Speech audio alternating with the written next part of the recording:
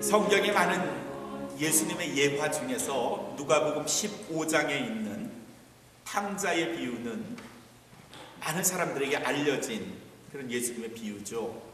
두 아들 중에 둘째가 아버지의 유산을 미리 받아서 그리고 집을 떠나서 어디 다른 나라 외국으로 간 것 같아요.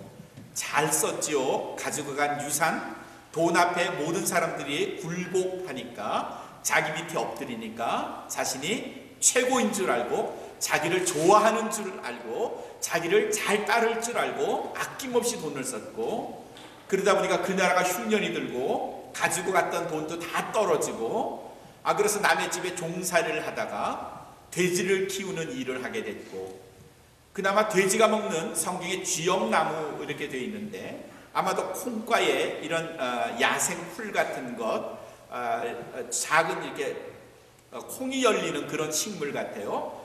돼지가 먹는 그 식물조차도 구할 길이 없어서 배가 고파서 그때서야 자기 집이 생각이 났고, 그래서 집으로 돌아왔다.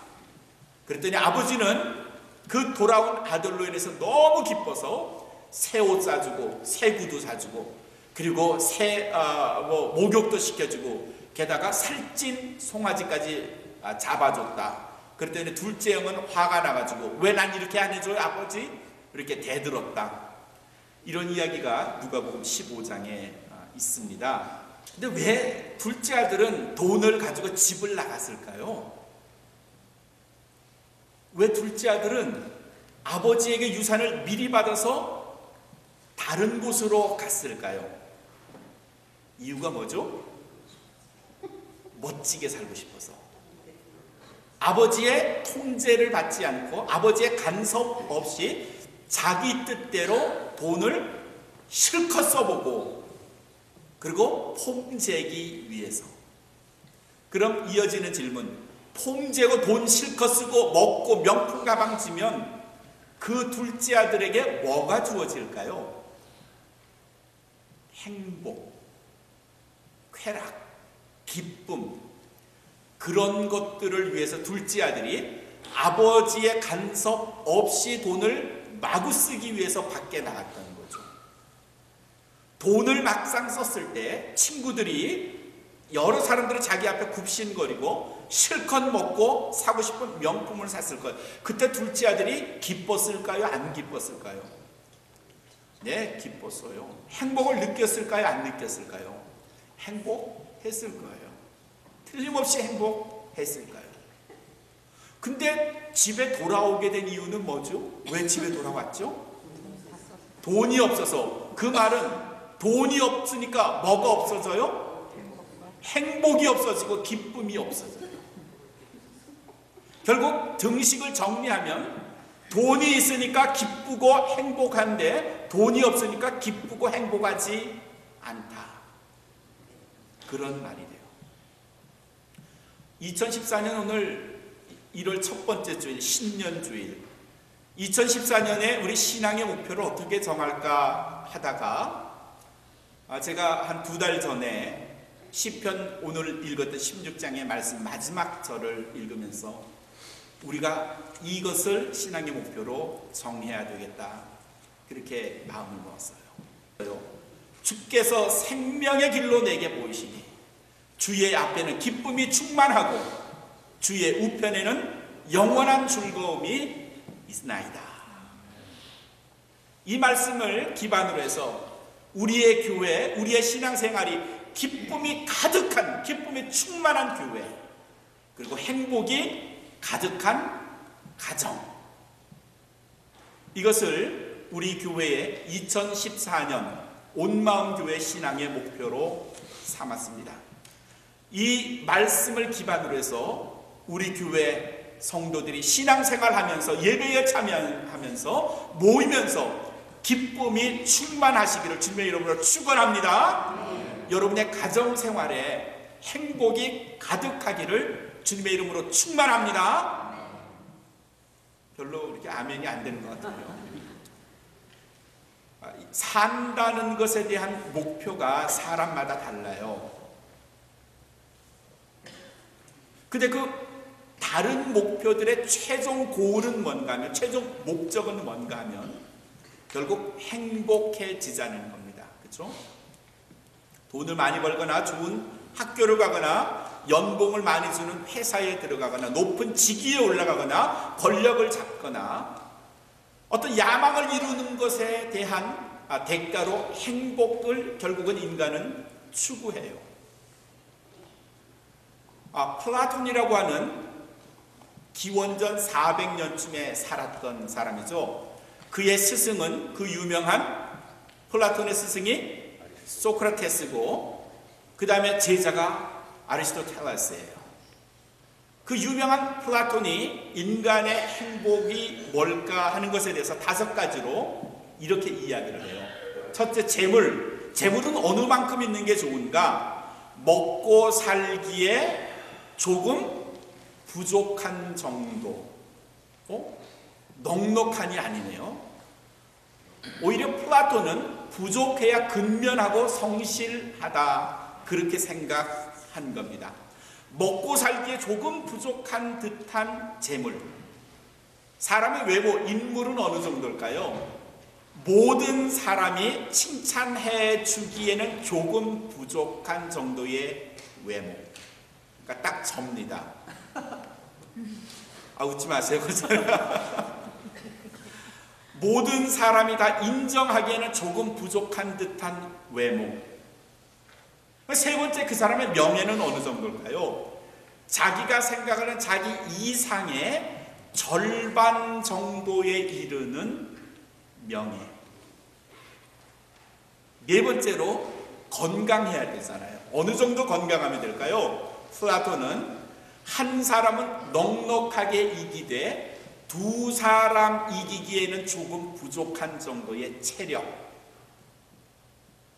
한 사람은 이길 수 있지만 두 사람 이기기엔 조금 부족한 정도.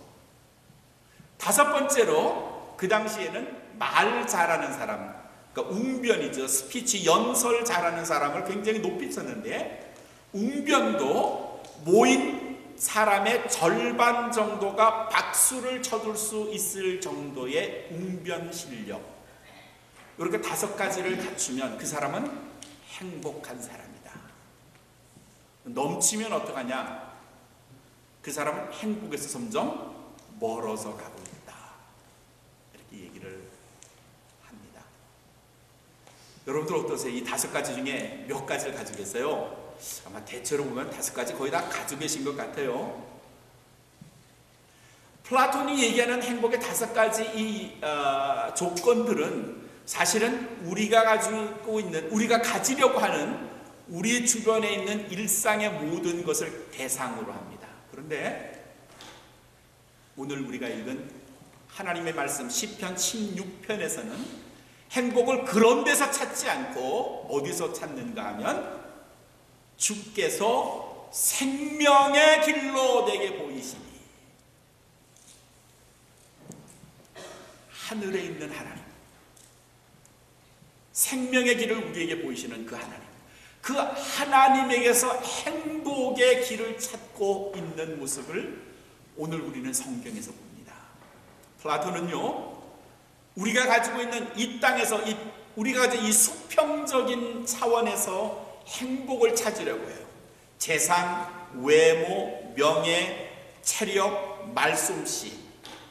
그러나 성경 오늘 말씀은 그렇게 말하지 않고, 행복해지시고 싶으십니까? 그러면 주님께서 우리에게, 나에게 보여주시는 그 생명의 길을 따라 가십시오. 그러면 주의 앞에는 기쁨이 충만하고 주의 우편에는 영원한 즐거움이 있나이다. 기쁨을 물질에서도 찾아야 되고, 건강에서도 찾아야 되고, 명예에서도 찾아야 되고, 지혜야 외모에서도 찾아야 되겠지만, 우선순위, 프라이어리티로 말한다면 그것들이 우선이 아니고요, 하나님께서 보여주시는 그 생명의 길을 따라 가신다면 여러분은 반드시 기뻐하고 즐거워하고 행복하실 겁니다. 아멘. 그렇게 말씀하십니다. 우리 개역성경에는 주께서 생명의 길로 내게 보이시니 주의 앞에는 기쁨이 충만하고, 이렇게 주의 앞에는 이렇게 말하지만요, 표준 세번역에는 주님을 모시고 사는 삶은 그렇게 말했어요. 생명의 길로 감으로 인해서 주님을 내 안에 모시고 살면 우리 안에 기쁨이 충만하고, 주의 오른편에는 우리 개역성경에 그렇게 되는데 표준 세번역에는 더 쉽게 이렇게 표현합니다. 주님 곁에는 영원한 기쁨이 있습니다. 주님을 모시고 살면 그 안에 기쁨이 충만하대요. 그리고 주님 곁에는 영원한 즐거움이 있대요. 플라톤이 말하는 많은 사람들이 얘기하는 행복을 찾아가는 비결과 그리스도인들이 추구하는 행복의 비결 혹은 행복의 길이 같지 않아요. 우리는 그리스도인들이에요. 여러분도 그리스도인이고요. 온마음 교회 성도들은 하나님의 자녀 그리스도인들이에요. 우리가 가야 할 행복의 길이 뭔가? 주께서 내게 보이시는 생명의 길, 그 길이 우리가 추구하는, 우리가 가야 할 행복의 길인 줄로 믿으시기를 주님의 이름으로 축원합니다. 그러니까 바꾸어 말하면요, 주께서 생명의 길로 내게 보이시니, 이 말을 바꾸면요, 주께서 행복의 길을 내게 보이시니, 그렇죠? 주께서 행복의 길을 보이신다. 결국 그리스도를 따라가면, 주님을 믿고 주께서 인도하시는 그 길을 따라가면 그 길이 생명의 길이요 우리의 행복의 길이 될 줄로 믿습니다. 많은 어려움들이 우리를 힘들게 해요. 참 고통 받을 때도 많고요. 물질의 부족함도, 건강도, 또 사람과의 관계도, 자녀들 부부 관계도, 사실을 생각하면 행복을 맞는 많은 걸림돌, 이런 블락들이 우리들 인생을 참 힘들게 하고 지치게 하고, 때로 낙심하게 하고, 때로는 극단적인 선택을 하게도 합니다. 그럴 때마다 주께서 보이시는 생명의 길, 주께서 주시는 은혜, 하나님께서 우리에게 너에게 줄 영원한 행복, 영원한 생명이 있음을 기억하라 하는 그 말씀을 기억했으면 좋겠어요.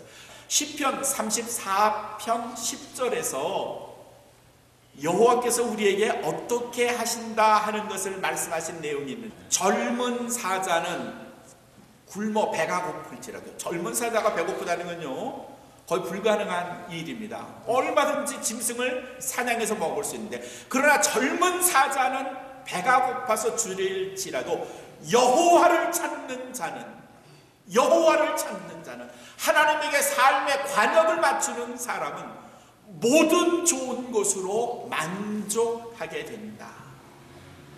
그러니 사랑하는 성도 여러분, 힘들고 어려울 때, 지쳐있을 때마다, 낙심되고 위로받고 싶을 때마다 하나님을 찾으세요. 그가 우리에게 가장 좋은 것으로 우리의 인생을 만족하게 하실 줄로 믿습니다. 사전에서는요, 행복이라는 것을 이렇게 정의합니다. 행복이 뭐냐? 삶을 통해서, 우리의 인생을 통해서 기쁨과 만족함으로 우리가 흡족한 상태에 이르는 것, 이걸 행복 그랬습니다. 다시 말씀드릴게요. 행복은 뭐냐? 삶을 통해 기쁨과 만족함으로 흡족한 상태, 이걸 문자적 혹은 사전적 의미에서 행복, 그렇게 정의합니다. 두 가지의 전제가 있네요. 조건이 있네요. 하나는 뭔가 하면은 기쁨이고요, 또 하나는 만족. 기쁨은 우리가 순간순간 많이 누려요. 근데 만족함을 누리기는 참 어려워요. 2012년, 그러니까 벌써 2년 전이네요. 스칸디나 인터내셔널 어소시에이션이라는 곳에서 전 세계 13개의 아주 잘 사는 나라 국민들을 대상으로 연봉이 어느 정도면 행복하시겠습니까?를 물어봤어요. 연봉, 1년에 받는 총 액수의 금액이, 수입이 어느 정도면 행복할까요? 물어봤는데 13개 나라의 평균이 얼마인가 하면 16만 1000불이었습니다. 16만 불. 그래서 한화로 계산하면 한 1억 6천 7천만 원 정도 1년에 연봉을 받으면 행복하겠다. 여러분 어때요? 그 정도면 행복하시겠어요? 행복할 것 같아요. 네. 1위가 어딘가 하면 아랍에미레이트의 두바이예요. 석유 산유국이고요. 엄청난 부호들이 사는 데고요. 멋진 곳이고요.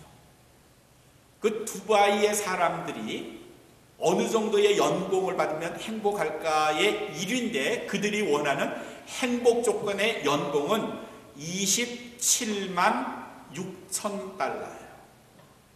27만 불. 가만히 생각하면 그 정도 받으면 저도 행복할 것 같아요. 여러분은 어떠세요? 2위가 아시아의 용 중에 하나인 싱가포르예요. 22만 7천 달러를 1년 연봉으로 받으면 우리는 행복하겠다. 싱가포르 사람들은 그렇게 말했고요. 3위가 홍콩이에요. 19만 7천 달러를 받으면 행복하다고 대답을 했어요. 그 조사에 포함된 유럽의 여러 나라들은 거의 다 하위권에 처져 있어요. 제일 밑바닥이 누군가 하면 독일이에요.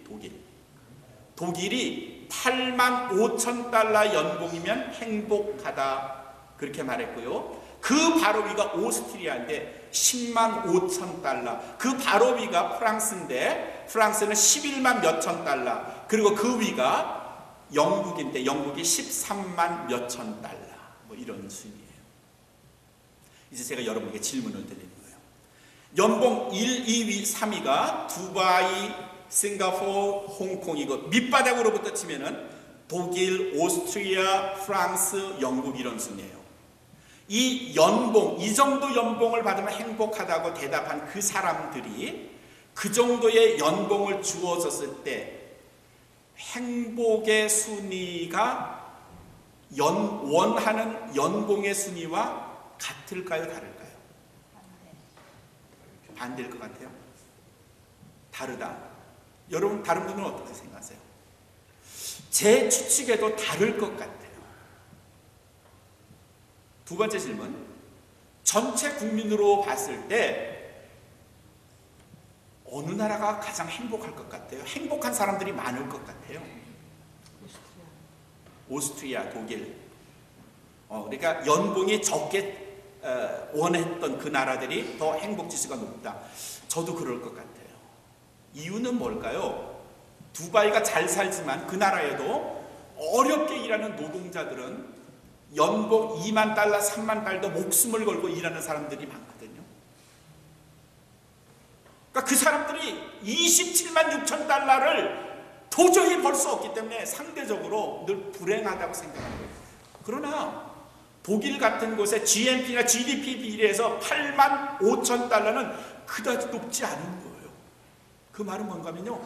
대체로 많은 사람들이 그 비슷한 연봉을 받으니까 두바이나 싱가포르나 홍콩보다도 행복하다고 느끼는 사람이 훨씬 더 많은 거죠. 또 다른 질문을 하나 드려볼까요? 두바이에 사는 사람이 27만 6천 달러를 받으면 행복하다고 했는데 그러면 어떤 사람이 그 전해에 25만 불 받다가 그 다음에 연봉 2014년에 연봉을 책정할 때 27만 6천 불에 드디어 도장을 찍었습니다. 그럼 그 사람이 얼마나 행복할까요?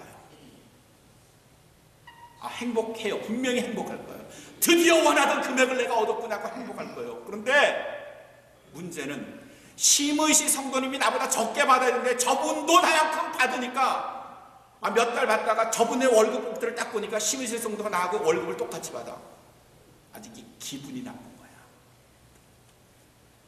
행복했던 게 한순간 불행하다고 느끼고 좌절감 느끼고 내가 저 사람보다도 못해? 그 옆에 있는 전영철 권사님이 제 월급 봉투를 딱 보더니 아니 김종환 목사가 나하고 똑같이 받네. 아이 기분 나빠. 그렇죠? 우리가 가지고 있는 많은 것, 만족하지 못하는 것 가운데 우리는 상대와 비교해서 상대적 박탈감 혹은 상대적 불행을 스스로 자초하는 경우들이 많아요. 저 사람이 나보다 못 살아야 하는데, 나보다 불행해야 하는데, 그래야 내가 행복한데 라는 인식을 우리는 알게 모르게 해요. 저 사람이 나하고 똑같은 차를 타? 저 사람이 나보다 더 좋은 집을 가? 저 사람의 애들이 우리 아이들보다 더 좋은 학교를 다녀? 이런 것들이 은근히 나를 우울하게 만들고요. 그리고 불행하다고 느끼게 한다. 27만 6천 불을 받으면 행복하다고요? 받아보세요. 그때의 그 즐거움, 기쁨, 행복이 얼마나 오래 갈지 말이죠. 우린 예전 시절에, 여러분 우리 모두 그랬어요. 예외 없이. 그저 하루 세끼 밥 잘 먹고 바람 안 부는 집에서 아이들 대학까지 보내면 그것만 행복하지 그랬는데, 그거 다 이루고 있고 가지고 있는데도 불구하고 우리는 때로 난 여전히 불행해. 그렇게 느끼지 않으세요? 뭐가 우리를 이렇게 만들죠?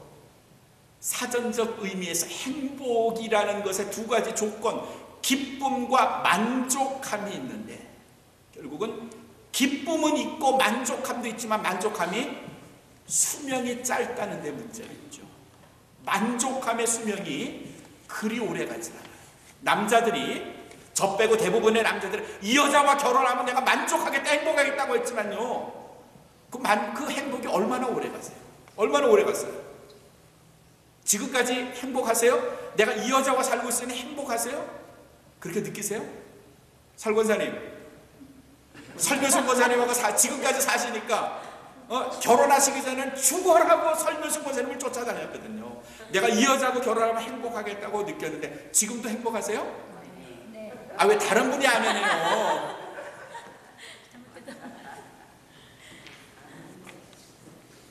만족함이 점점 줄어드는 겁니다. 내가 가진 것에 대해서 처음 얻었을 때의 그 묘한 기분, 기쁨, 즐거움이 점점 반감되는 겁니다. 그로 인해서 나는 불행하다고 느끼고요. 끊임없이 내가 가진 것을 다른 사람과 비교할수록 만족감이 떨어지고요. 거기에 따라서 내가 불행하다고 느끼고요. 우울하게 됩니다. 그렇게 생각하면 도대체 기쁨의 순간도 너무 짧아요. 만족감도 그 수명이 너무 짧고요. 그 결과 행복의 수명은 아주 짧아요. 그러면 불행한 거고요. 이게 우리들 사는 모습이에요.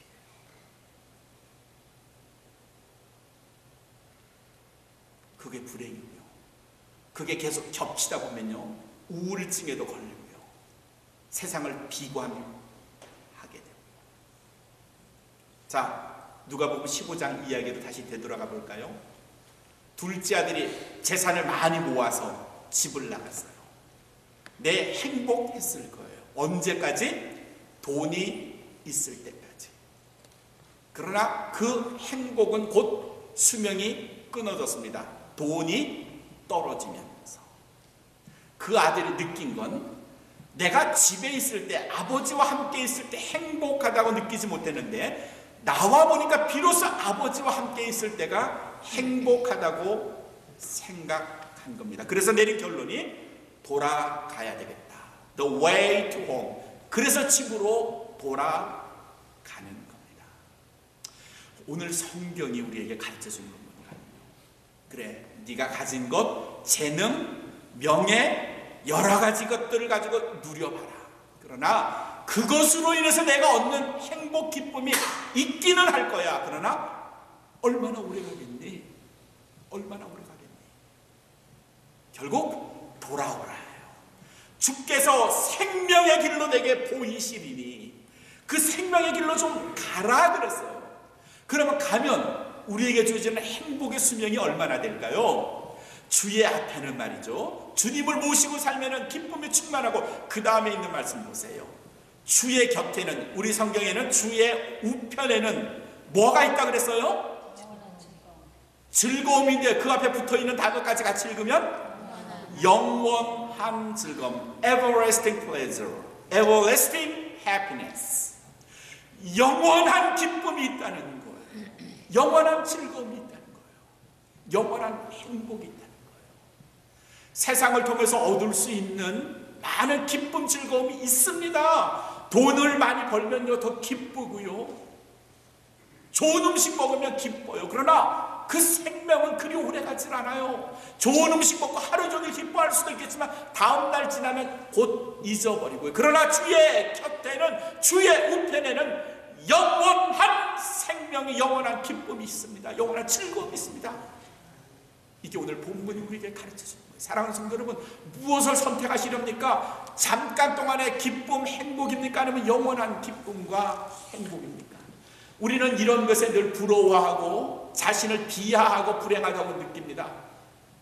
잘생긴 텔레비전에 나오는 영화배우 탤런트들 보면 말이죠, 누군가가 대박 프로 선수가 1년에 수천만 달러, 수백만 달러의 사인을 했을 때, 아, 그 사람 참 행복하겠다. 누군가가 멋진 차를 새로 뽑아서 타고 자기 집에 딱 왔을 때 부러워하면서 행복하다. 누군가의 자녀가 좋은 직장, 좋은 대학에 들어갔다고 하면 부러워합니다. 행복하겠다. 행복을 자기 안에서 찾는 게 아니고 바깥에서 찾습니다. 끊임없이 자기와 비교하면서 상대적으로 자기는 못 가진 자, 낮은 자, 열등한 자, 그러니까 불행하다고 느낍니다. 아니요, 우리 안에 있어요. 우리 안에 계신 주님, 그분이 보여주신 생명의 길, 어떻게 그게 행복할 수 있을까요? 그리스도인은 이걸 믿는 사람입니다. 나는 이 땅에서 어떻게 살더라도 그 마지막은 하나님이 보여주시는 생명의 길을 통해서 나는 영원한 인생을 살 수 있다. 이걸 믿으니까요, 김종환의 인생은요, 때로는 굴곡도 있고요, 어두움도 있고요, 힘든 일도 있지만, 김종환의 인생은요, 영화로 말하면 해피엔딩이에요. 해피엔딩. 잘 끝날 거란 말이죠. 끝이 좋을 거란 말이죠. 여러분, 김종환 목사의 끝이 행복하지 않다고 믿으세요? 여러분의 인생이 불행의 그 막장이라고 생각하세요? 천만에 주께서 여러분 각자에게 보여주시는 그 길이 해피엔딩으로 끝날 줄로 믿으시기를 바랍니다.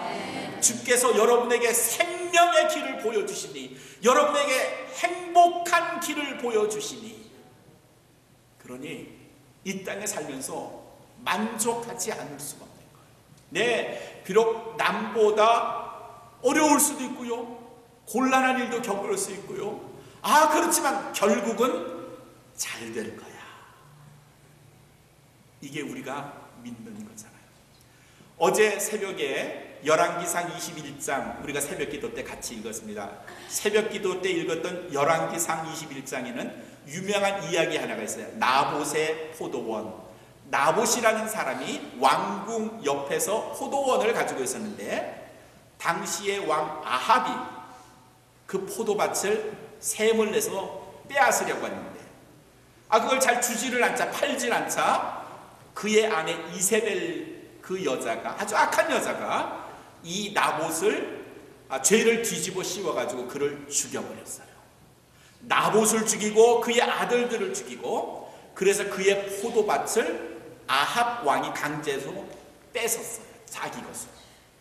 자, 이제 원하던 걸 얻었어요. 그렇죠? 아합 왕이 원하던 걸 얻은 거예요. 얻었으면 아합 왕이 행복할까요? 안 행복할까요? 행복해요. 행복해요. 원하는 걸 얻었으니까 행복해요. 근데 그 행복이 얼마나 오래 갈까요? 그 행복이 얼마나 오래 갈까요? 옳지 않은 방법, 부당한 방법, 하지 말아야 할 방법으로 얻은 행복이 아합 왕을 얼마나 오랫동안 행복하게 해줬을까요? 네, 오래 못 갔어요. 하나님께서 엘리야 선지자를 통해서 무서운 경고 심판을 그에게 선언하자 그만 두 손을 들고 말았고요. 그 순간 그의 행복은 끝이고요. 두려움만 그 안에 가득한 겁니다. 얼마나 많은 사람들이 부당한 방법으로 남을 아프게 함으로 행복해지려고 하는지 몰라요. 입만 열면 거짓말하고요, 사기성의 말들을 막 끊임없이 내뿜으면서 행복해지려고 하지만 그 행복이 얼마나 오래 갈까요? 인간의 방법으로, 자기중심적인 이기주의적인 방법으로 행복해 하려는 사람들이 이 땅에 많이 살기는 하지만, 사랑하는 성도 여러분, 오늘 시편 16편 11절에서는 우리에게 그런 방법이 아닌 주께서 내게 보여주시는 생명의 길, 행복의 길, 그 길로 간다면 주를 모시고 사는 삶에 기쁨이 충만하며 주의 곁에는 영원한 즐거움이 있나이다. 얼마나 멋진 말씀이에요. 우리 2014년 금년 한 해 여러분 신앙생활 하시면서 기쁨이 배가 되시기를 주님의 이름으로 축원합니다. 가족들과 함께 행복한 가정이 되실 줄로 믿습니다. 기뻐하세요. 즐거워하세요. 얼굴 찌푸리지 마시고 짜증내지 마시고요. 가능한 화 내지 마시고요. 올 한 해 내가 기뻐하면서 즐거워하면서 하나님께서 보여주신 생명의 길을 가야 되겠다 다짐하시는 이 한 해 2014년 온마음교회 성도들이 되시길 주님의 이름으로 축원합니다. 축원합니다.